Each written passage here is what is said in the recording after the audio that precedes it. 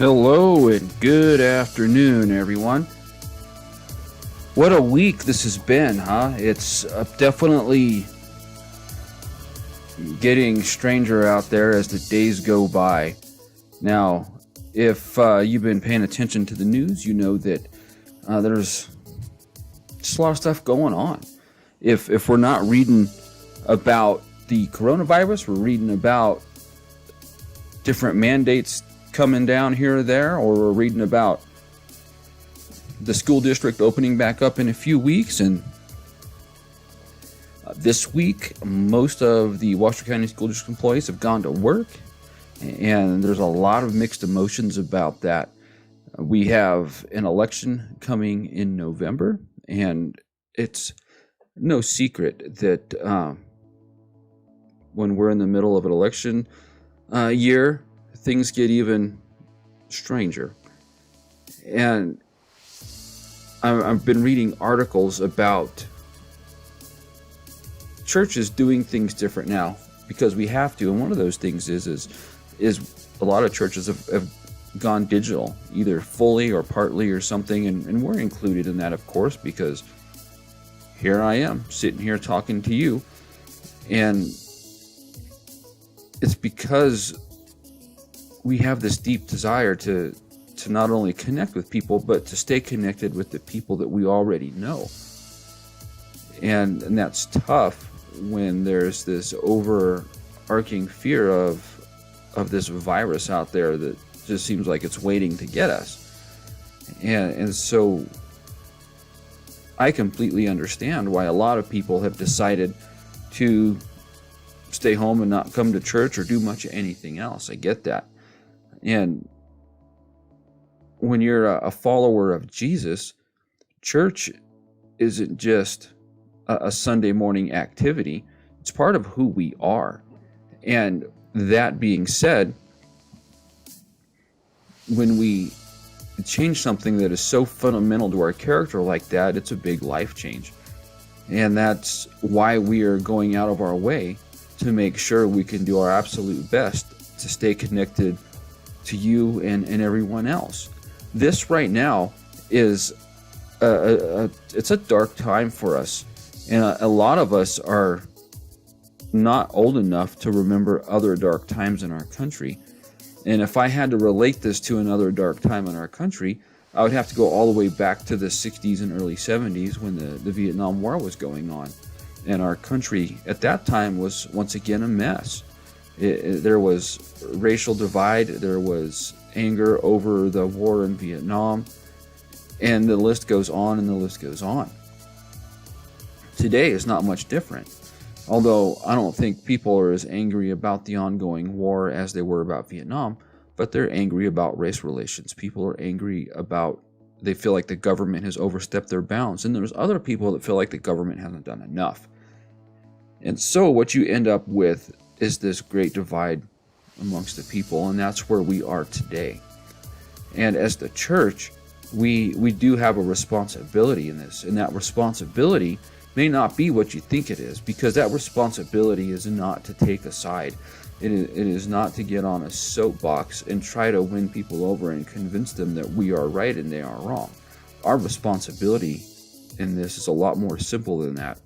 Our responsibility is to provide hope.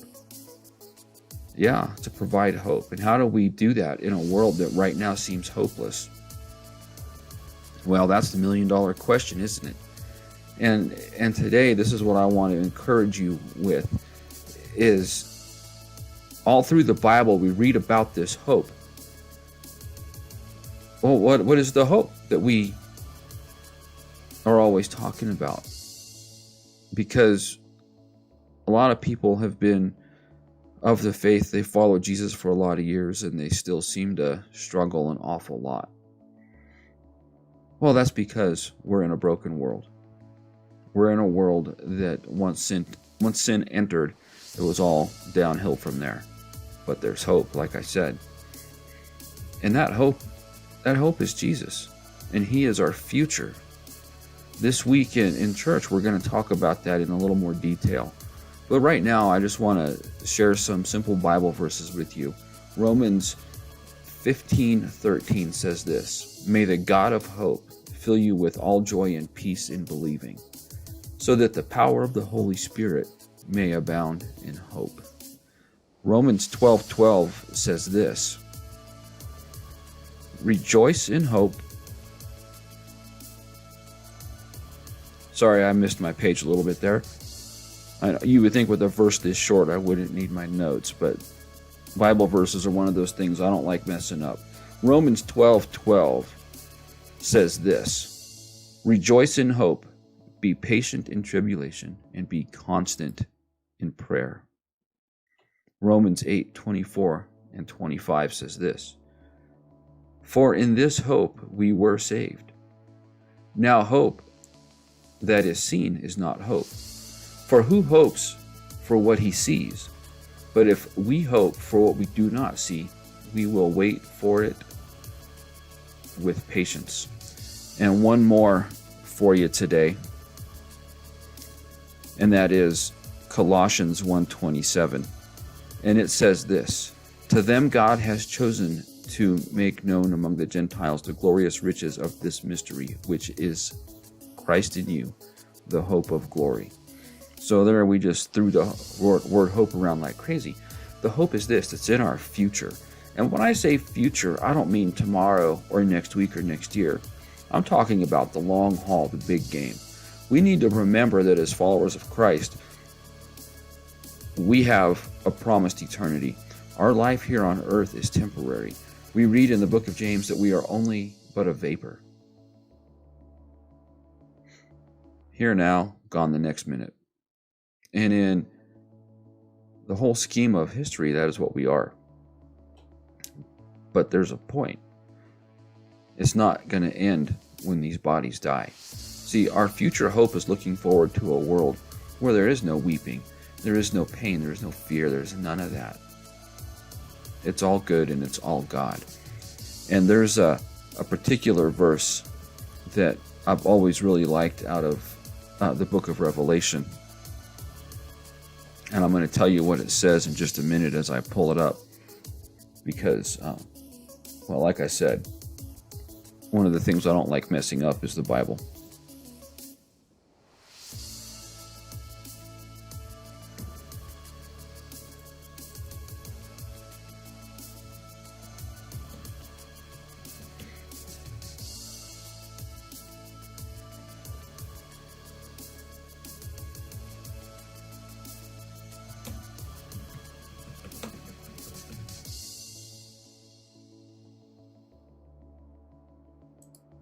Well, my technology isn't working right now, so I'll find it later and tell you.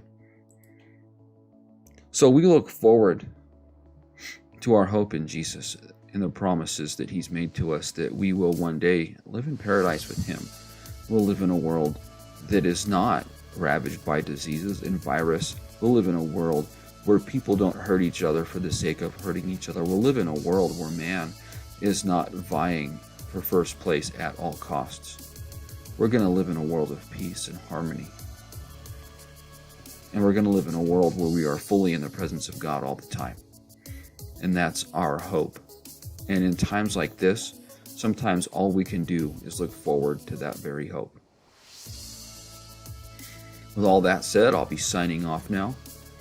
I hope that you have a great day and a great weekend. If you need to get in contact with me, if you need anything at all, if you have any questions, comments, you can email me right here at this email address, and I will get back to you as soon as I can. I check my emails on a regular basis, so even if you text over the weekend, I will still get it and be in touch. Now, folks, with all that said, I hope you have a great day and a great weekend, and I'm going to add one more thing that I just remembered. Right now, not only am I broadcasting direct to Facebook, but also to our new YouTube channel that is receiving this stream live as I speak, which means it'll also be there later, which also means that this coming Sunday, you may watch us on YouTube and Facebook along with the Grassroots Network. To find us on YouTube, simply do a search for the Bridge Church Spanish Springs, and there you'll see us. If I don't see you this weekend in church, I hope to see you soon. We meet this weekend right here at 150 Isidore Court, suite number 104, at 9 a.m. and 10:30 a.m. Please understand that we are following all the mandated state guidelines, so we'll be asked to wear a mask, maintain social distancing, and above all, we'll ask you to be kind, because why not? Anyhow, I'll see you folks later. I hope you have